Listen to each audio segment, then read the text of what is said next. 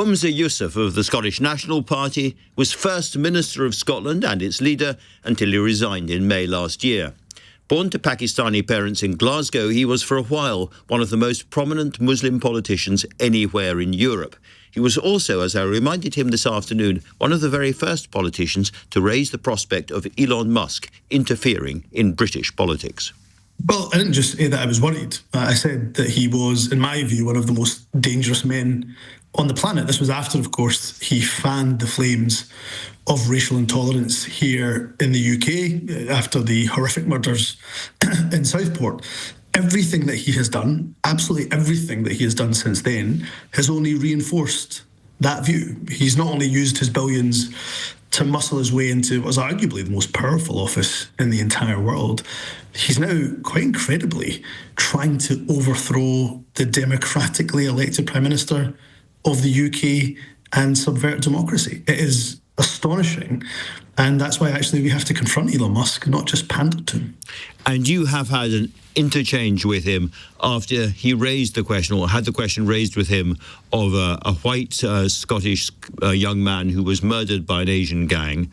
And Musk said, first I've heard of it. And you reminded him it was in fact one of your political opponents, Mohammed Sarwar, then a Labour MP, who actually went to Pakistan after the culprits had fled and brought them back. Just tell people a little bit about that story. Well, first of all, it's very typical of Elon Musk to pull out a case, and the one that was very well publicised, of course, at the time, not just in Scotland and the UK, but across much of the world, and a horrific case and a dreadful case. And I hope that the perpetrators of that heinous crime never see, frankly, the outside of a jail cell.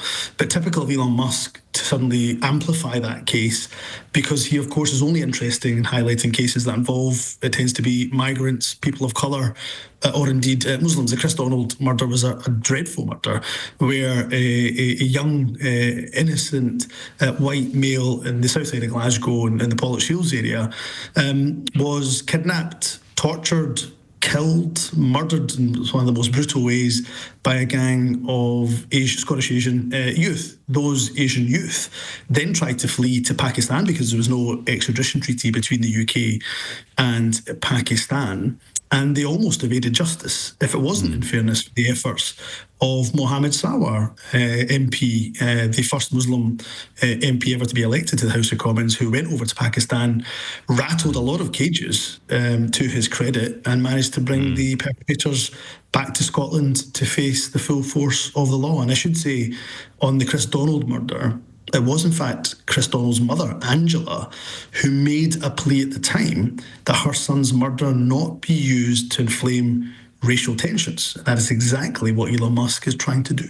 Talking of racial tensions then, how do you feel about the narrative that I think most people now accept, that there was far too much fear of Islamophobia in the coverage and the prosecution of these gangs right across the UK, and that in a sense multicultural Britain flinched and looked the other way at a time when we should all have been looking very hard at what these specific grooming gangs were up to all over the country? So let's take the grooming gangs issue, and let's start from the obvious start point, but it's perhaps worth reiterating that, again, those individuals, those Pakistani men who were involved in those dreadful, heinous crimes, deserve to face the full force of the law. And again, as a father to 3 girls, I genuinely hope that they rot in prison. I have no empathy, an iota of sympathy for them in any way, shape or form.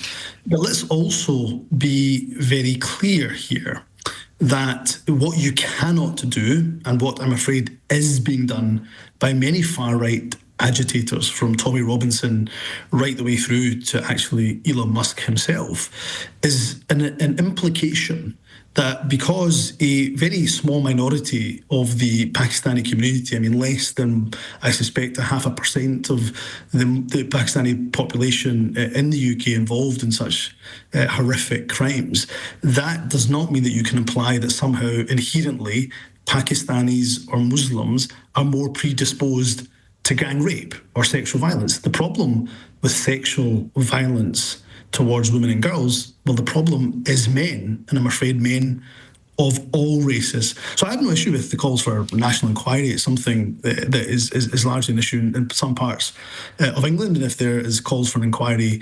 and the victims in particular want a national inquiry, then and I certainly have no objection to that.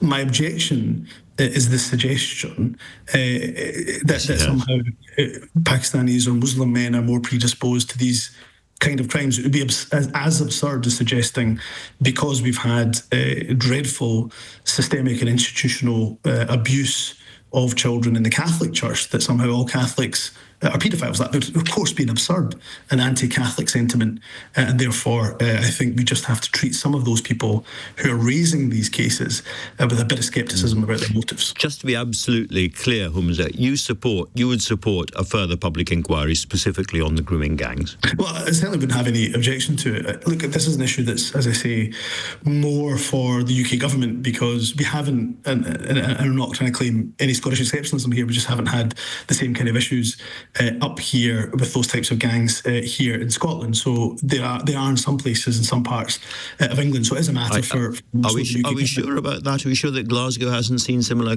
incidents? No, look, I think there may well be some cases, of course, and as I say, I wouldn't have an objection to a national inquiry. I think if that's what the victims want, all I'm suggesting to you is that I think we should probably look at the motives behind some of those who are requesting it, and the motives of people like Tommy Robinson, who says that Islam is a fascist and violent ideology.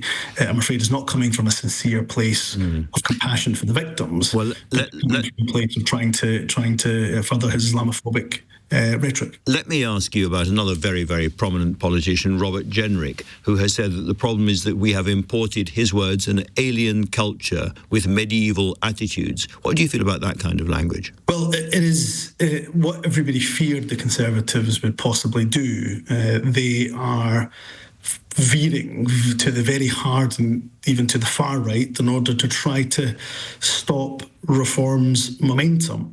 It's astonishing. We're in the position where Nigel Farage rejects Tommy Robinson, but Robert Jenrick seems to embrace him.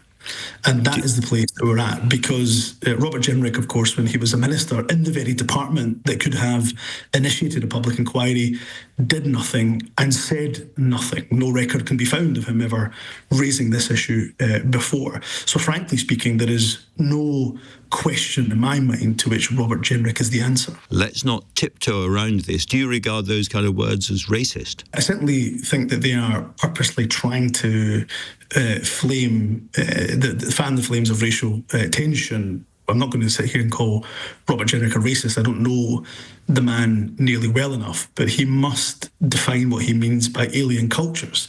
If by alien cultures he means people who are not white, and that clearly is racist. What I would suggest to Robert Jenrick is for a cheap headline, or potentially trying to position himself as the next Conservative leader, he must think about the consequences of his words and his actions. Finally, let's just ask a little bit about the SNP at the moment, because under John Swinney's leadership, it seems to be recovering. You have certainly benefited, if that's the word, in terms of the polling from some of the missteps of the Labour government. Do you look at all of this and think, if only I had stayed on, it might be a very, very different picture for Humza Yousaf? Things are going our way again. No, look, I think I'm a believer that things happen for a reason, and you are exactly in the place that you're meant to be. I think in some respects it's a vindication of the decision to end the Butte House Agreement with the Greens. The purpose, the reason for doing that was to ensure that we weren't encumbered by that deal. And John Swinney and the team have been able to take advantage of that liberation and pursue policies that I think are more in tune with the party before it entered into the Butte House Agreement. And look, John is a good friend of mine. I'm here to support him, here to advocate for the government.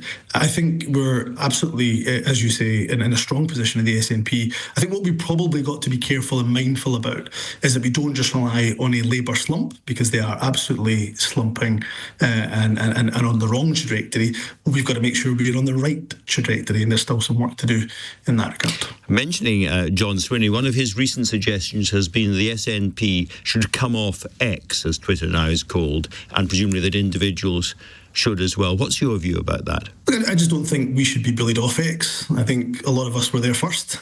And I'm not going to allow Elon Musk, as dangerous as he may be, to force me off necessarily a platform. I'll take measures to protect myself. I'll only see notifications from those people I follow, for example. I don't need to see the myriad of abuse I get from racist and Islamophobic trolls. I'll only look at the content I want to look at.